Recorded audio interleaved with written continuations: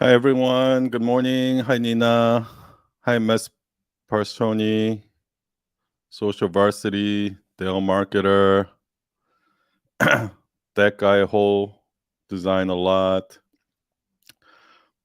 Purple DNCR. Hi, Liz. Hi, Nikhil. Welcome, everyone. Okay, so today I want to talk a little bit about the myth true sandwich. And hey, good morning, Chester. So I posted something this morning. Like I wanted to do a green screen, but apparently I can't do green screen on live. So there's this thing that I use, which is called the myth truth sandwich, right? So you start with a myth, and then you give them an example that contradicts the myth, and then you end it with the truth. And if you look at all my carousels, if you look at most of my content, that makes you say, I never thought of it that way. That's what I'm using. I'm using a myth truth sandwich. So I want to talk a little bit about that today. So the way it works is, by the way, if you have any questions about any of the stuff that I'm talking about today, just put it in the little question mark over here. Just tap that and ask your question in there, and I'll answer it. Hi, Sandra. Hi, Lydia. Hey, Jason. Hi, H. Mirza. Welcome to the live. Welcome, everyone. Rosham Design. Okay, so here's what I want to say. There's a conventional truth. Conventional truth is what's up, Jay? Conventional truth is what we were taught to believe, right? It's the things that schools taught us, our parents taught us, our teachers taught us. Those are the conventional truth. And conventional truth is actually not true. They're the myth, right? So for example, one of the things that we're brainwashed or we were taught is that chasing money is not going to make you happy. Like whatever you do, if you're doing it because of the money, it's not going to make you happy. That's the conventional truth, right? We just accept it, everyone says it, and because everyone says it, we just believe that it's true without critically thinking about, is that really true or not, right? So that's first part. Part one is the conventional truth, which is also the myth. Okay. It means we believe it's true. Everyone in the world believes it's true because that's what we were told, but it's not necessarily true. Okay. And an example of that is chasing money is not fun. That chasing money you won't be happy. Okay. Now, the second part, you have to come up with the universal truth, which is what I also call the example. And universal truth is a truth that was not told to us. Like our teachers didn't tell it to us, our parents didn't tell it to us. We weren't brainwashed the universal truth. Universal truth is something that we all know because we've experienced it. Okay? So, a lot of the comedians, when comedians tell a joke and they go, "Hey, you ever wonder why? You ever wonder how, you know, you ever get into a situation where you walk out of the restaurant together and you say your byes and you still keep walking the same direction after you say bye and it feels awkward and you don't know if you should say bye again or something like that." These are universal truths. It's a situation that we've all been in, that we all understand what it means. Okay. So here's another universal truth, right? Most people love to play Monopoly. Okay. The universal truth is if you ever play Monopoly, you know it's fun, right? And Monopoly is literally a game where you're chasing money. What you're doing is you're trying to get more money and you're trying to buy a house in this block. You buy up this block, you buy a house, and then you upgrade the house for an office building and you upgrade that for a factory. Like you're literally playing the entire game. The whole purpose of the entire game is to make more money. It's to gain more wealth. That's the point of the entire game. And we love playing that game. Okay? So, you see how the universal truth the one that we believe in, that we know to be true, everyone loves to play Monopoly, contradicts the conventional truth that people brainwash us to believe. Oh, chasing money is not going to make you happy. Chasing money is not fun. Are you kidding me? Then why the fuck do we love playing Monopoly, where literally the entire game is just chasing money, right? The truth is, chasing money in and of itself can be fun if you actually take it seriously, if you take making money as a job, right? So what I did was um, I used a universal truth, which is also a contradicting example, to debunk a conventional truth, which is also a myth, right? So, and this is what my entire carousel is all about. If you can do these two things, if you can figure out what is a conventional truth, meaning what are the teachers, what are the school systems, what is the society, what is my parents, what did everybody brainwash us with, this so-called truth, conventional truth, what did they brainwash us with? And what is the real truth? What is the real truth that you believe in your heart that you've actually experienced? And if you can contradict those two, that's going to make people say, I never thought of it that way. So if I were to use this example to create a carousel, I would do something like this, right? I would say, everyone says chasing money is not going to make you happy. But you ever play Monopoly? Monopoly is people love playing Monopoly, and they're like, Monopoly is so fun. And that entire game is based on you chasing money. It's nothing but you chasing money and gaining wealth. That's all that is. And people find it fucking fun. So the fact that chasing money is not going to make you happy, that it's not going to be fun, is full of shit. You see what I did there? And that's when I say that, that's when people are going to be like, huh, I never thought of it that way. Get it? So in order for you to make carousels where you make people say, I never thought of it that way, or if you want to like blow people away and you want to convince anybody of anything. And here's the thing about I never thought of it that way that most people don't get.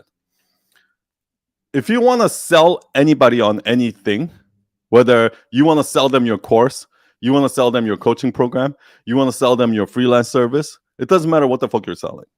Whatever you want to sell, the only way you're going to be able to sell somebody is if you change their mind, if you convince them of something that they don't believe in yet, right? And it's going to be impossible for you to change somebody's mind with new data. Like something like, oh, I never knew that, now I know. Something like that, right? That's impossible. The best way to change somebody's mind is using something that they already know, something that they already agree with. For example, do you find Monopoly fun? Do you find playing Monopoly fun? Well, it's a game where all you're literally doing is buying and selling things to accumulate more wealth and make more money. If you find that fun, that means chasing money can be fun. You see how I did that? So the best way to change somebody's mind is by using an example that they already believe in. And that's why the universal truth is so important here. Okay? If you're telling them a universal truth, if you're debunking their myth with something that they don't believe in, they're not going to buy into it. In order for them to buy into it, they actually have to believe in both. Okay? And that's how it's done. This morning I saw a post from somebody who said that the myth true sandwich that they did was, a lot of people think that a child can do like she's a contemporary artist, so she does like this abstract art, and a lot of people think when they look at abstract art, like my 9-year-old kid could have done that, a child could have done that, right? But then the example she gave, right, the counter argument she gave is that, but that's actually not true, because the painting has a lot of brush strokes and all of these things that go into it. That's much more complex than what a child can do. So it's actually not true. But you see, the reason why that doesn't work for me is because, okay, I don't believe you. What brush strokes? What? Like, I'm going to start questioning you if I don't believe it. I don't agree with that statement, right? So what brushstroke? What do you mean? Why can't my child do it? Why can't my child just grab the same thing and just paint blue and white? Why can't they do that? Right? I don't understand. Right? So you have to actually give them an example that they agree with, that they can already relate to. And that's what makes it a universal truth. If I'm the only one who knows it and I'm the only one who believes it in the world, or I'm one of the few people who believes it, then that's not a universal truth. That's just my truth, right? In order for it to be a universal truth, everyone has to kind of feel it and everyone has to kind of believe it, right? So for that, what I would do is I would try to look for a scenario where what's a scenario where we think that a child can do it, but it's actually like a lot more complex, and like it looks very simple on the surface, but it's a lot more complicated behind the scenes or something like that. And one example I can come up with is like, when you watch like a behind the scene of a movie, like you watch this like 20-minute behind the scene thing, and you're like, holy shit! It took them like the scene where like Tom Cruise jumps off the motorcycle, right? In Mission Impossible, like that scene took like fucking weeks to prepare and like weeks to shoot, right? Just for that few second of that footage, right? So that's a good example of something. Oh, it doesn't look so complicated, but when you look at the behind the scenes, it's really complex, or something like that. So I mean, even that's not really such a great example, because when we look at that movie, even though we haven't seen behind the scenes, we can kind of guess that it's complicated. So I would try to come up with another scenario where it looks very simple on the surface, but in reality, it's actually complex. And I would try to find the scenario that almost everyone agrees with it, like that you don't have to explain yourself. It's kind of like this, right? If a comedian has to explain their joke, that means the joke didn't work. And most likely the reason why the joke didn't work is because you're not using a universal truth. You're using something that only you believe in, that other people don't believe in, or something like that. Okay, let's go into questions. How to figure the best strategy for your brand. So here's what I think. So a lot of people think that brand is like your color, your logo, your font, or maybe your brand message, whatever it is. But that's actually not the brand at all, right? Because when we look at these brands, like when we look at Amazon, when we look at even personal brands like Tony Robbins or something like that, there's a certain feeling that we get about that brand. And usually that feeling that we get about that brand has nothing to do with their logo or what they say or anything like that, right? So the best strategy to figure out strategy for your brand, I'll tell you what the worst strategy is, okay? The worst strategy, I see people doing this all the time. The worst strategy is to hire some fucking brand strategist who has a master's in branding or a master's in marketing and put them in a fucking room and try to figure out what your brand is. That's the worst possible way you can do it, right? Because that fucking guy who has a marketing degree has no idea what your brand is all about, right? That person just read everything in a book and just want to sound like an expert. That's all that is, right? That's exactly what happened to Budweiser. Some fucking, smart ass, rich, like some fucking marketer with a fucking background from marketing in Harvard or whatever it is, thought that person fucking is smart enough to figure out what Budweiser's brand strategy should be. And they fucking sat in a conference room and decided that, okay, our brand, the best thing to do for our brand is X, Y, and Z. And they did it, and they completely fucking ruined the brand because they were not in touch with their audience at all. Like this fucking person, this marketing person who has a fucking degree from Harvard, sitting in that high horse in their fucking high castle in their conference room, who has no fucking idea what people that actually drink Budweiser thinks. They're so out of touch with the fucking reality, and they're trying to sit here and trying to come up with a brand for them. And that's why they backfire. That's why fucking Budweiser lost billions of dollars market share, because these fuckers had no idea what the real brand was all about. So, you want to know the best strategy for your brand? listen to your people. I don't know why this is such a hard concept. Every brand strategist I talk to, every fucking CEO I talk to, all these fucking people that want to talk about branding, I talk to them. The last fucking thing what they want to do is actually listen to their fucking customers. Their customers are coming to you and telling you all the things that they love about your brand. And they're also telling you what they fucking hate about your brand, right? A lot of entrepreneurs do this. They're so fucking they got their heads so stuck so up in their ass that they think their business is the best in the world. Well, you don't fucking pay attention to all the complaints you're getting. Because pay attention to the complaints you're getting. Because most likely, those complaints you're getting is part of your brand. For example, if somebody is saying that your pricing is too expensive, like, oh, these guys are great, but they're too expensive, right? That means that's part of your brand, that you don't care about pricing. You're not trying to be the cheapest, but you're trying to excel in another area or something like that. Or let's say somebody comes to you and say, oh, this place is really good because it's cheap, but their customer service sucks. That means that's your brand. You decided to lower your customer service, and you decided to lower other qualities so that you can give them the best price. Makes sense, right? So what you actually need to, in order for you to be successful in branding, you just need to listen to your customers. You just need to get off your high horse, get out of your fucking conference room, take away your fucking marketing degrees, go down into the streets and fucking go down into the battlefield and actually talk to the customers. That's what you need to be doing. Whatever you think in your high chair is not true. Trust me. You're just making that shit up in your head. You have a skewed idea of what you think your brand is about. That's why, like, most slogans doesn't correlate to the real.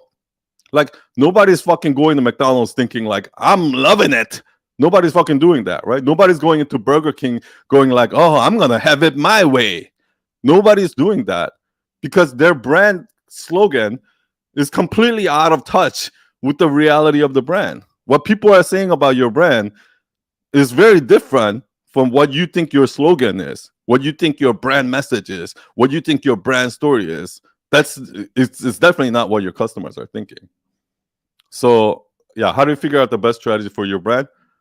Come down to earth, get out of this fucking branding world where you're fucking so stuck up in this like listening to marketing experts and all these fucking MFAs and all these fucking people. Get out of there, come down to the real world and actually talk to your customers. That's how you best figure out the best strategy for your brand. Okay, next question. By the way, if you have any questions about this, like the topic that I'm talking about, myth, truth, sandwich, or anything in general, just ask your question right here and I'll answer them. Share beauty, myth, affirmations work. Truth, upfront work, should sandwiches included, and consistency and patience is what garners inevitable success. Affirmation works. Well, here's what I would say about that, right? So this is the example that I would give. Okay. So a lot of people say affirmations work. Like all the successful people are like going like, oh, the secret law of attraction. You have to have vision boards and you have to visualize it and, say all this affirmation and say these mantras and, what you think becomes reality. Like you hear all of that shit out there, right? Those are conventional truth. Again, those are myth. We believe that affirmations work. We believe the law of attraction works. We believe that manifesting works. We believe vision boards work. We believe that, mantras work. We believe all of these, what we think becomes reality. We believe all of that shit because all the experts are saying it, right? All the ones that are successful, like Tony Robbins and all these fucking successful people are saying, oh, I manifested it. I visualized it, blah, blah, blah, blah, blah. All of that, right? Well, that's the conventional truth. It's the myth. It's what we were taught to believe. Now, let's go into the universal truth, right? Something that we all believe, not because we were taught, because we feel it. Okay? So what do you think that is? So here's what I think.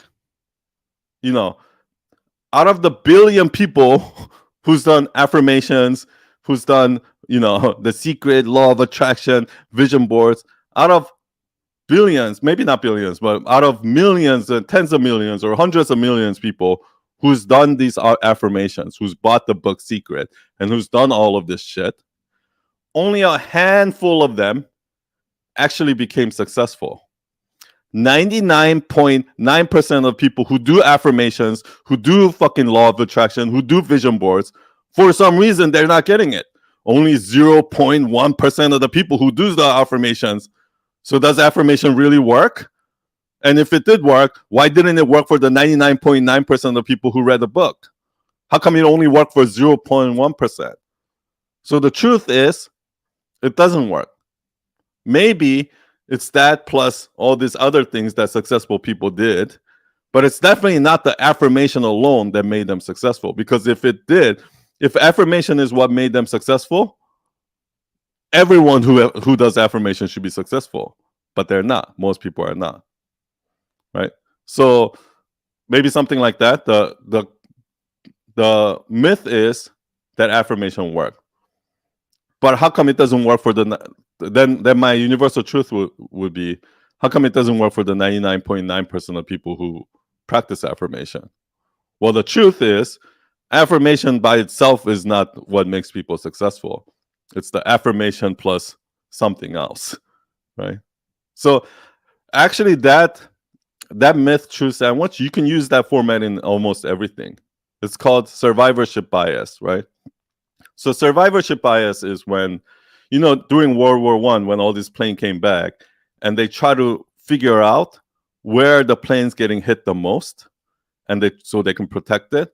What happened was they were only basing their decisions based on the planes that came back, which means those planes came back because they were protected in those places, right? What they should have been doing is studying the planes that didn't come back and find out where they're getting hit, right? Because obviously those are the areas that needs more protection. So what we're doing right now is we're only studying a very small number of successful people, right? Let's say a very minority of successful people, and going, what is it that they did that made them successful, right? Oh, affirmations, vision boards. Oh, they do ice bath. They wake up early in the morning. They do jujitsu. They read a lot of books. So we're just looking at all the things that those minority of successful people did to figure out what made them successful. But what we're not looking at is the rest of the world, 99.9% of the people who are also doing ice bath, who are also waking up early, who are also reading books, who are also doing affirmation, who are also doing vision boards, who are doing all of the same things, but they're not for some reason successful as like the top 1% of the people. Why? So that's the question that we should be asking, right?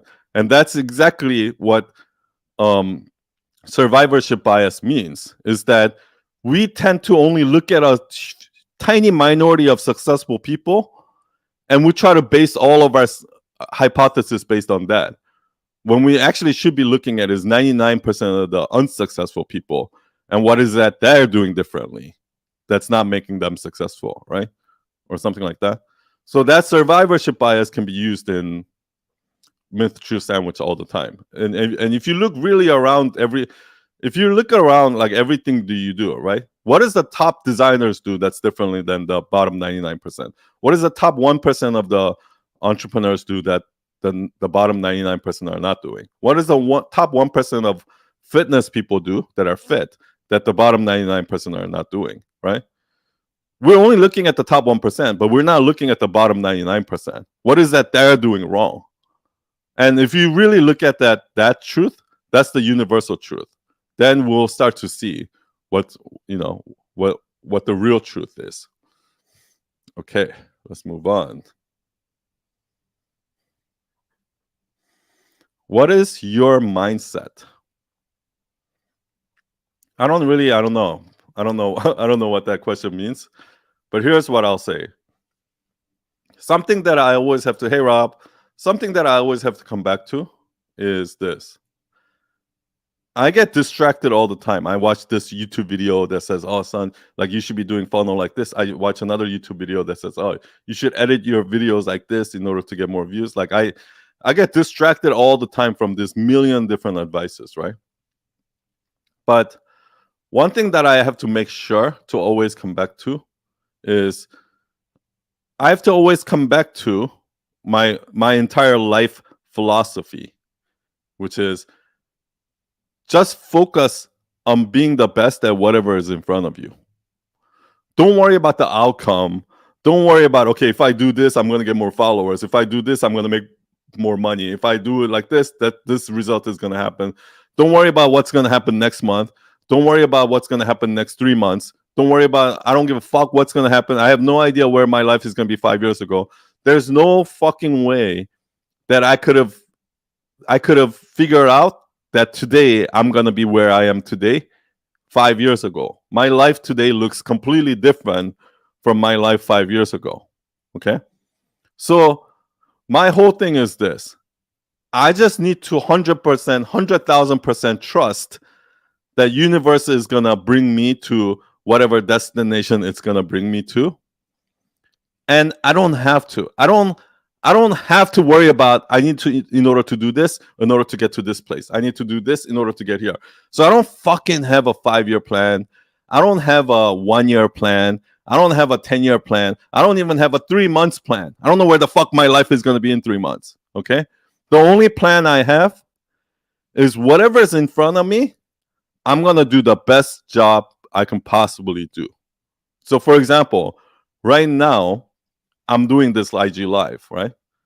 And 100% of my attention and focus is on this IG live, reading your chat, listening to your question, and answering your questions. That's where 100% of my focus is. I'm not sitting here going in like, oh, I need to do this chat. Oh, I need to talk about this so that I can get my views up. Oh, and this, how many, depending on how many people watch this is what's going to happen. Oh, I'm going to reutilize this part for content later. I'm not thinking any of that. Whatever is going to happen is going to happen. It's out of my control. The outcome is completely out of my control. The only thing I can control is just doing the most amazing job I can be possibly doing right now at the task that's in front of me right now. After this IG live, I have my podcast recording. And in that podcast recording, 100% of my attention is going to be in that conversation that I'm having for the podcast. After that, if I go out to dinner with Gigi, 100% of my focus is going to be enjoying that dinner with Gigi. If I go watch a movie, 100% of my focus is on watching the movie. If I wash the dishes, 100% of my focus is going to be on there. No matter what task is in front of me, I just do it the best possible way I can possibly do it, right? Whatever happens next is what was meant to happen, okay? Now, I can just fucking half-ass everything in my life, just half-ass do everything. I'll just quickly get it done. I'll get it done, get it done, get it done, get it done. And whatever is going to happen is going to happen. But what I found is that the only thing I need to focus on is just at the task in front of me and just do the best that I can possibly do. And whatever was going to happen, if I'm going to get fired, I'm going to get fired. If I'm going to get an opportunity, I'm going to get an opportunity. And guess what? That's pretty much how I've gotten every opportunity I've gotten. People always ask me this, son, how did you get Jay Shetty as a client? How did you get Gabby Bernstein as a client? How did you get American Red Cross as a client? Oh, how did you get on this show? Oh, how did you get on this? How did you get this speaking gig? How did you get a TEDx talk? Like everybody asks me all these things, like as if fucking I planned some magical shit that step by step, and that's how I achieved. No, I didn't achieve any of it like that. All of those opportunities magically appeared in front of my eyes when all I did was just focus on being the best at whatever it is in front of me. So when Gabby walked into, like, when I did my very first website for no money, I made the best website I can possibly make. And when I did that, I got another client. And I made the best website I can possibly make. And then maybe that got me a better client and a better client and a better client until one day I started getting American Red Cross, Columbia University, Spotify, Seiko, Real Networks. All these big brands started coming to me. because I just kept doing amazing job at making websites. And then one day, Gabby found us because we were all over the fucking place. And I just did the best job I can possibly do on her website. I went all out and I made it the best fucking website I can possibly make. And when I did that, what happened? All these blogs started featuring her. Top 10 personal brand websites in the world. Number one, Gabby Bernstein. All these websites started featuring her. And what happened? All these other authors started going up to her and be like, Gabby, I love your website. Who did your website? And then you can see our link at the bottom of our website. So people started coming to us. And then one day Jay Shetty came to us and I just did the best job I can possibly do on his website. And then everybody started asking Jay Shetty, who did your website? And then Mark Randolph came to us. And this is just how it works. This is how life works. I don't know why. It's not a fucking rocket science. It's not like you have to do, you have to plan your life step 1, step 2, step 3, and this is how you get Gabby Bernstein as a client. This is how you get this client. That's not how fucking life works. You're never gonna get that client if you're that calculating. You just gotta fucking do the best job you can possibly do and see all the opportunities come at you. Right? And this is, I find this so frustrating because every job that I went into, I became indispensable. Every job that I've ever been in, I became indispensable to a point where they couldn't fire me. And what happens is if they can't fire you, now they gotta pay you whatever you're asking. If I'm asking for $200,000 a year, you have to pay me because you can't fire me. You need me. If I ask you to pay me $300,000 a year, you have to pay me. You have no choice because I'm indispensable. I made myself indispensable in the company. But you know what most people do?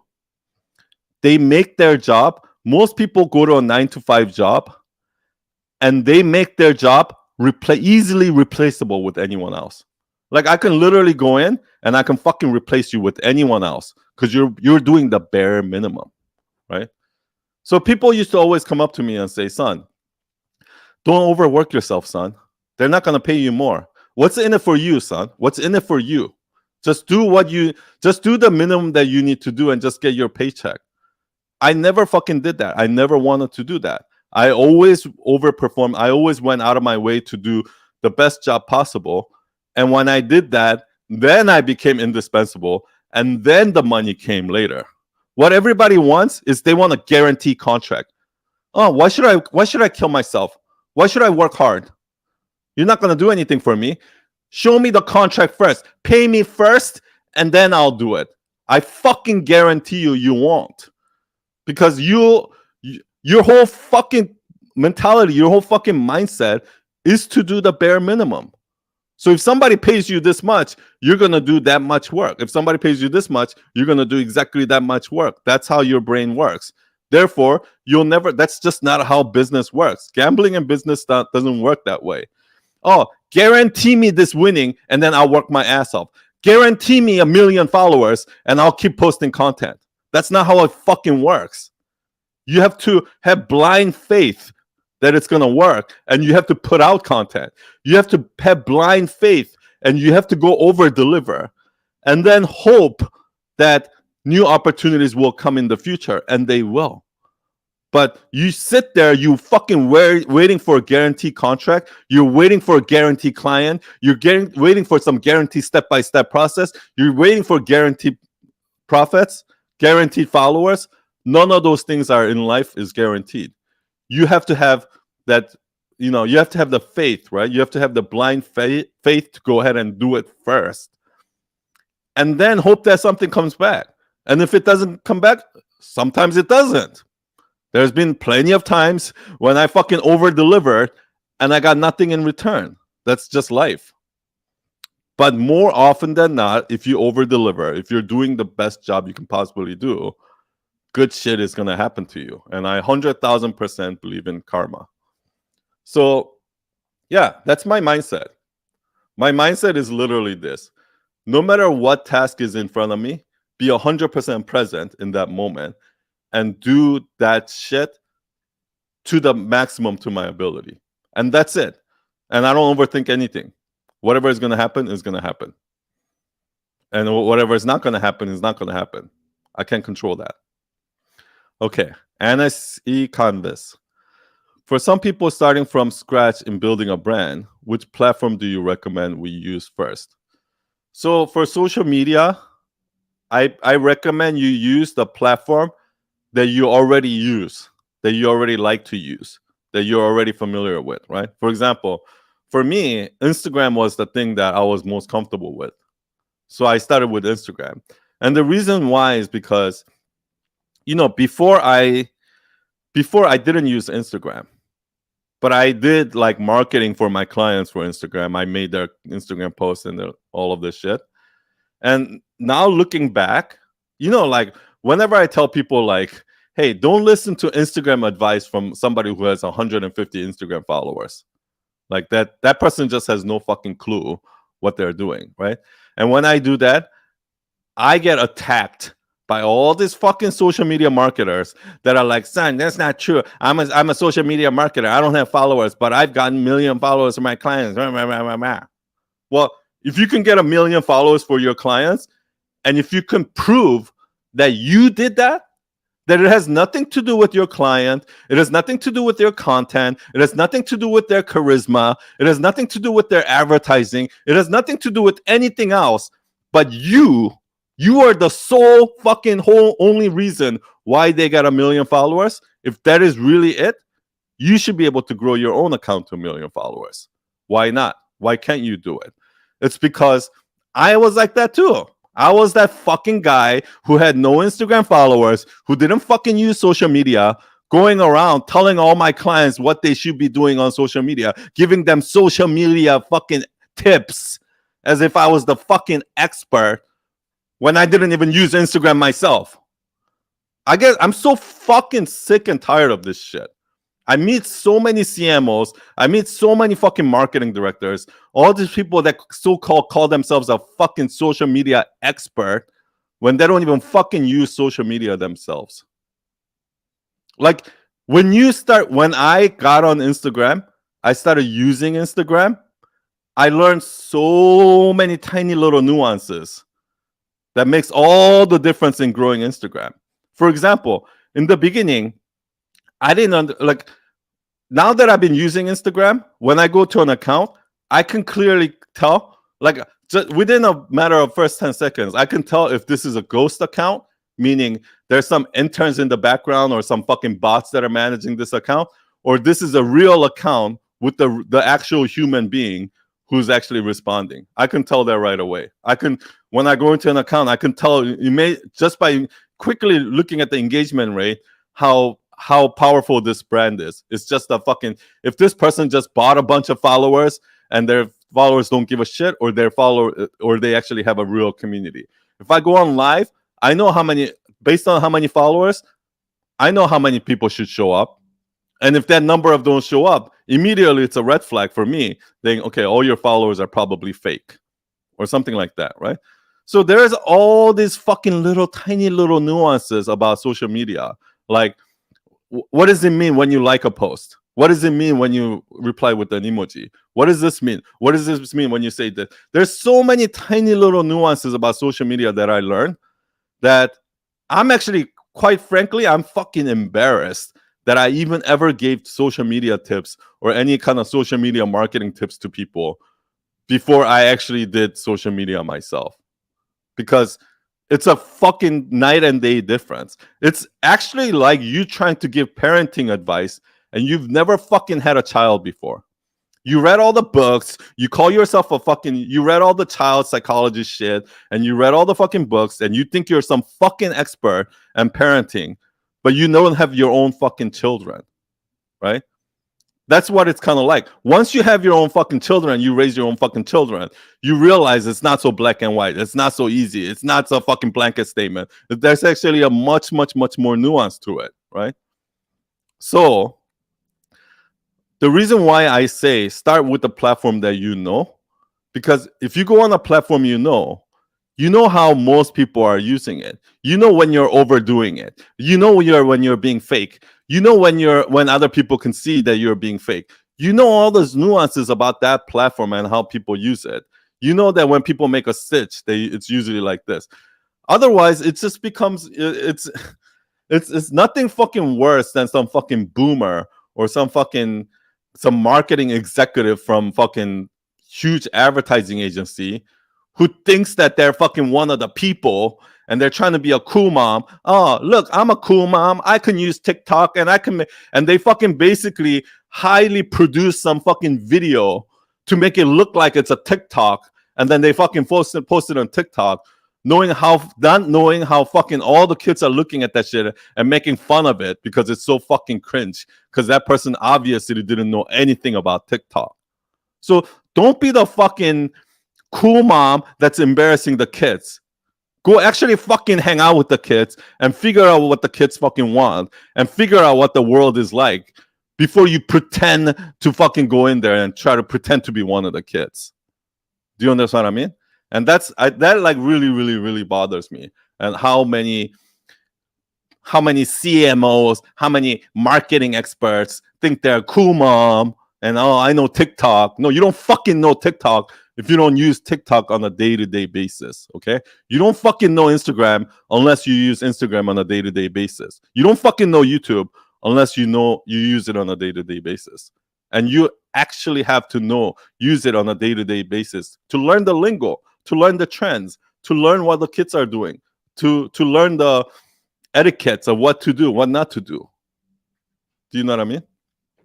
So yeah, start with the platform that you're the most familiar with, and don't schedule everything and say, okay, I'm not actually gonna learn the platform. I'm just gonna make content and just fucking mass produce it. When people do that, that's fucking obvious too. Because I see accounts like that all the time. I see accounts that, oh, this account is 100% managed by their marketing team and not the person. Like, I can see that. And those just don't grow. Okay, Prince Cheech. What are 3 things you wish you had done more in your early 20s? Okay, one thing for sure in my early 20s is I wish I didn't second guess myself. Because, when I started getting into all this personal development and I started getting really into YouTube, and I watch all these YouTubers like Gary saying like fucking post 20 pieces of content a day, right? And like all these advices that people are getting, like, oh, wake up at 5 a.m. Oh, do ice bath, or fucking, make a vision board, or, have clear goals. Oh, don't chase money. All this fucking conventional truth, what I talked about before, the myth. Everything that everyone says on YouTube and all this fucking advice that people give, I wish that throughout my 20s and my 30s, I just closed my ears and I ignored those. Because all of those things, when you live life, when you actually experience life, you're going to learn on your own. And you're going to learn even better what works for you. Not what worked for them, but what works for you.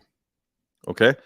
So if I go back 20 years in my life, I'm so the amount of time I wasted following the wrong advice because some expert told me to do that is like countless.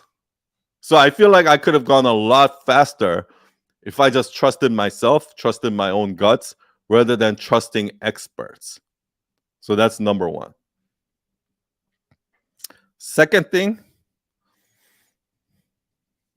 yeah, I guess I wasted 10 years of my life looking for the why. And I think what threw me off is because people think that your why is like set in stone, right?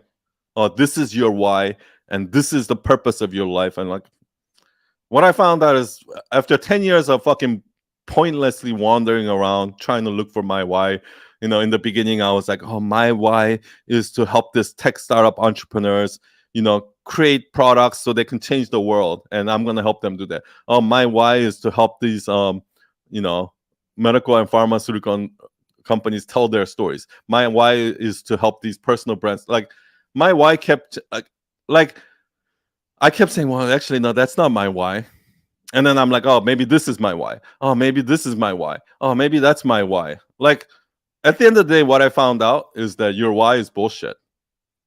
You're This is how stupid it is to ask what your why is, right? To say, "Oh, what's my why?" That's like saying, "Okay, what's the why of a mountain? What's the why of a lion? What's the why of every piece of thing on this fucking universe in this universe that got created as a result of the Big Bang? What is the why? What's the why of anything in the world? What's the why of a turtle? What's the why of a bee? What's the why of the sky?" Like there's no fucking why. Something like 20 billion years ago, fucking the Big Bang happened. It just exploded. All these particles fucking exploded into the universe. And something like 4 billion years ago, Earth got created out of that. And over the last 4 billion years, life has formed within Earth. And then they fucking, and through evolution of like the last however billion years, we came to be where we are. What the fuck is the why there? We're here because of we're all here because of the fucking Big Bang, right? It's like it's kind of like, what's the why of that rock? What is the purpose of that rock? The purpose of that rock is to just exist. The purpose of the mountain is to just exist. And the purpose of you is just to exist and to just live your life. That's your why. Like, we don't need no fucking big why in order to, like, so I wasted 10 years of my life looking for my why, and I wish I hadn't. I wish I had just lived my life. And actually you know the happiest people, the most successful people that I know, like, those are the people who's not into self-help. They're not reading any fucking Tim Ferriss. They're not reading fucking 4 Hour Work Week. They're not reading Eckhart Tolle's fucking, like The Power of Now. They're not reading any of these books. They don't even know who the fuck Tony Robbins is. They just live their life. They just live their life day to day, being happy, just doing their thing. And they're not trying to be someone. They're not trying to be a better person. They're just living their life to the best of their ability. And those are the happiest people that I know. Those are the most successful people that I know. Anybody who has like this idea of like, oh, I need to get here. Oh, I need to become more like this. I need to, whoever is fucking setting that standard for themselves to be like, oh, I need to change. And in 5 years, I need to be here. Well, those are actually the most miserable, unhappiest people that I know, and also the most unsuccessful people that I know. And that's just the truth. It's actually funny because all these self-help gurus and personal development gurus, that's their entire marketing tactic. Their entire marketing tactic is that there are these fucking small minority of the world out there who are so fucking stupid that they're so easy to fucking scam. All I gotta do is make them think like, oh, you need a why. Oh, you're not happy because of this. Oh, you need to change. All I gotta do is fucking scam them with some fucking bullshit that says, oh, you need to change. You need to work on your self-help, and you need to work on developing yourself. And you need to do all of that so that they can fucking sell them their fucking garbage shit, whatever that garbage is, right? Because they know that the ones that are looking for self-help are the most fucking miserable fucks. So they're easy to sell. When you're desperate, when you're miserable, when you're in your when you're like down and out, those are the easiest people to sell. People that are happy, people that are successful, people that are like that love their life, it's not easy to sell to them because they don't need anything.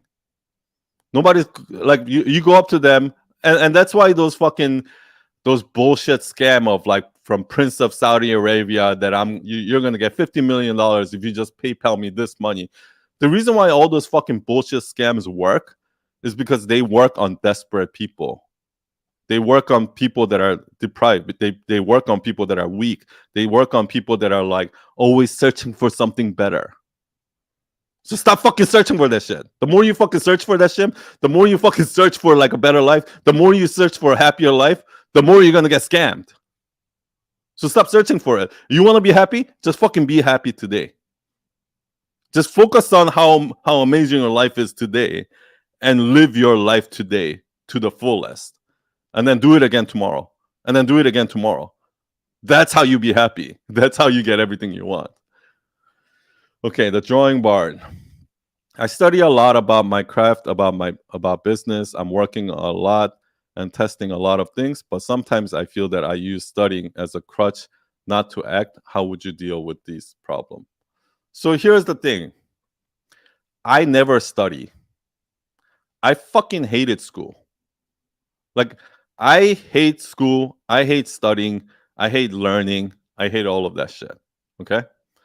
Unless there's something I want to learn in order to achieve this. For example, let's say my motorcycle, I want to replace my exhaust pipe because I want my exhaust to be louder. So the goal is I want my exhaust to be loud, right? So, but in order to make that happen, I'm gonna go study. What am I gonna study? I'm gonna go on Google. I'm gonna look up all the different exhaust pipe. What's the loudest exhaust pipe? Okay, what are the different exhaust pipe that fits in a Harley? And what are the different sizes? And I'm gonna learn. I'm gonna learn all about exhaust pipes and how to replace the exhaust pipe and all of everything around exhaust pipes. Only because I want to replace my exhaust pipes on my motorcycle to make it louder. Okay, but I have a specific goal that I'm working towards and I'm learning in order to achieve that goal, right? Another example, let's say I want to build an app. I want to build an app for a real estate company, and I want the app to work like this because I think that's what's going to work the best. Now I need to go and learn. Okay, what platform should I run? What programming language is the best to do that? And I have to learn all the technology behind how to make that work, right? So here's the thing: too many people are out there learning just for the sake of learning. So that I know so many people who are like there's a huge difference between somebody who just takes my storytelling course because they're like, oh, I just want to learn, versus somebody who actually has a story to tell and they need to tell the best story and they want to learn how to do it.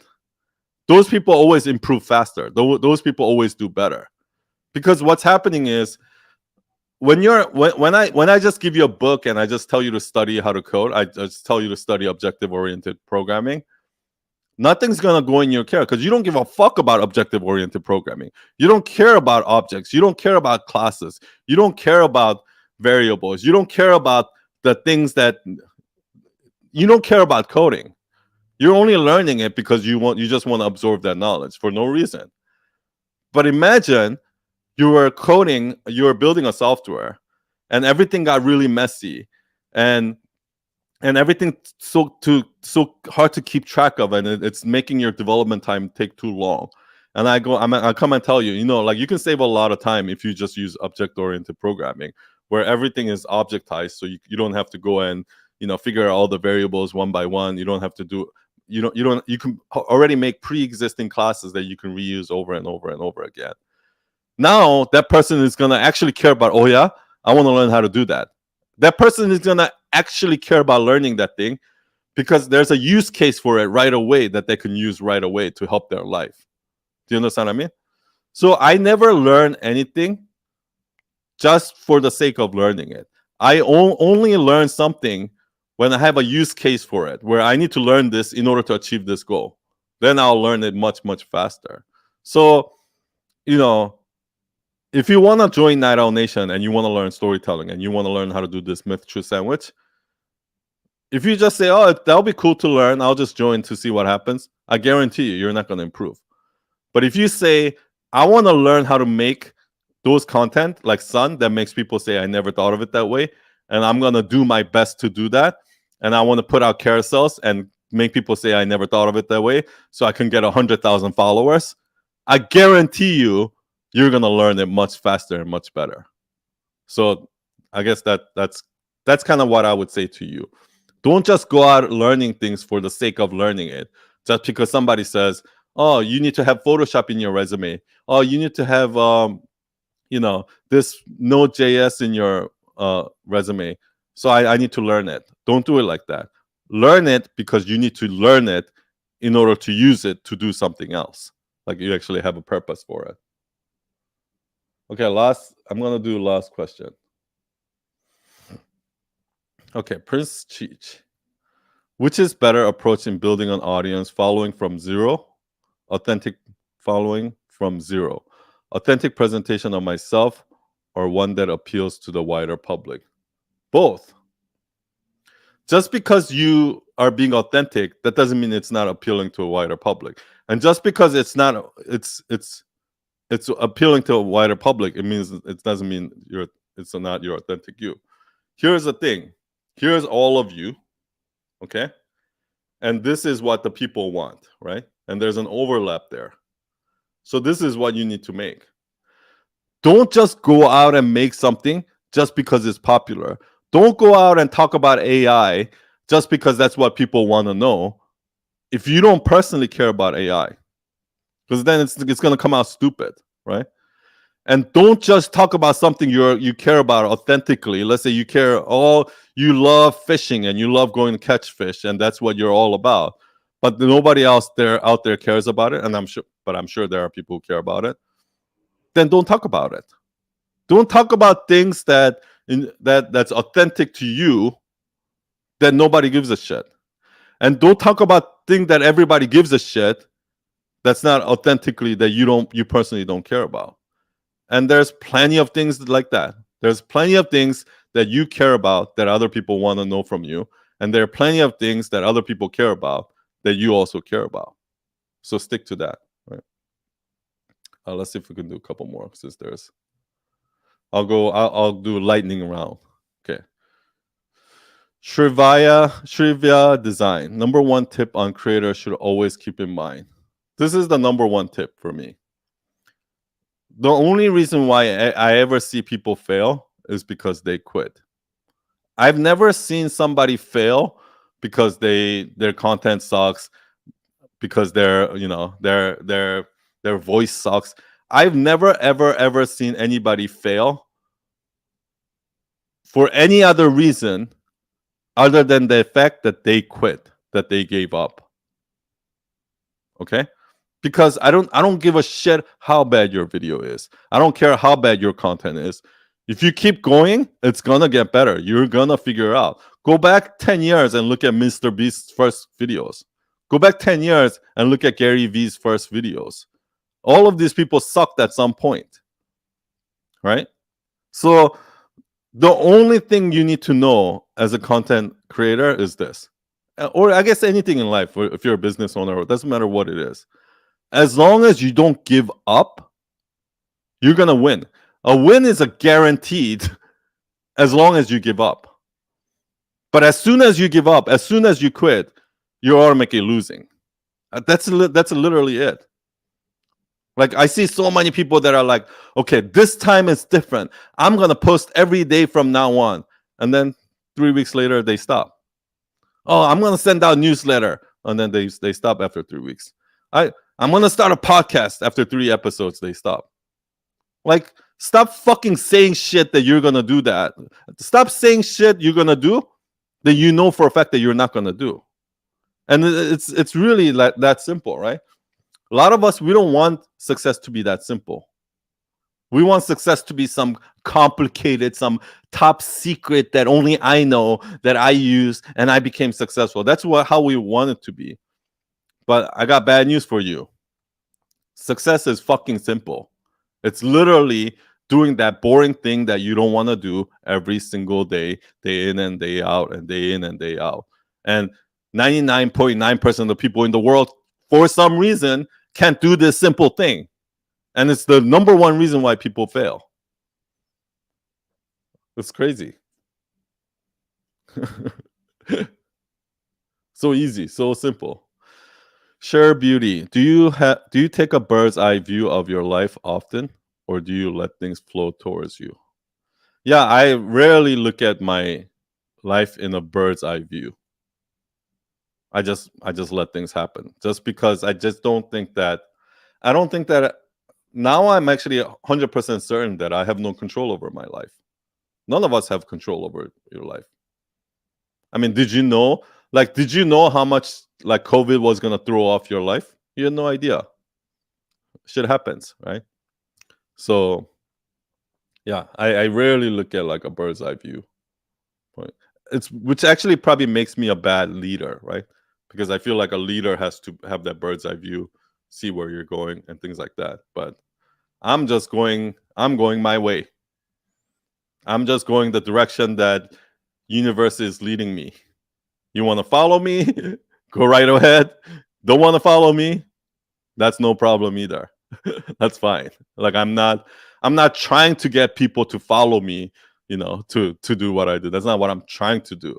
It's just actually, you know what? When people are following me, like when I left my old job to start Night Owl, seven people from that old company decided to quit their job and follow me in, into this darkness, into this risky world, right? I never asked them to follow me, and I think that's what usually happens, at least for me. Is I'm being the best leader when I'm not trying to lead, when I don't want people to follow me. That's when people start following me. Whenever I try to come from a place where, like, I need to be the leader, I need to have a vision, and I want these people to follow me. Come on, guys, come follow me. Nobody ever follows me then. Like everybody's like, shut the fuck up, son. But it's when I don't care about following, I don't care about people following me. I'm just gonna do what I'm gonna do. I'm focused on me. That's when everybody ends up following me. Is there an online service or app for focus groups yet? You know what? I think Night Owl Nation is probably the closest to it. Like if you guys wanna network, be in a community with other entrepreneurs, share ideas, learn from them, learn storytelling, practice storytelling, just have philosophical discussions about anything, right? To kind of break these myths, this conventional truth, break myth, and have a debate about it, and really get into it. I really think out there right now, there's no other community like Night Owl Nation. And that's not me just trying to sell Night Owl Nation. I've been in a lot of online communities. I've been in a lot of offline communities. I've been in a lot of courses, and I've never seen any community like Night Owl Nation where people actually personally know each other. They actually, show up in a meeting every week and they have conversations and things like that. It's like it's the one thing that came out of Night Owl Nation that I didn't expect, that I think I'm most proud of now. So, all right, let's call that a day. Thank you, thank you, thank you, everyone. I try to stay calm today. I don't want to get too angry, even though I think I did. Thank you all for staying. Thank you all for watching. Thank you for all the questions. Thank you, Rosalinda. See you all next week. And bye, Tabitha. Bye, everyone. Bye, Coach Charcy. Bye, Sandra. Bye, Stokes. Bye, Rob. Bye, Share Beauty.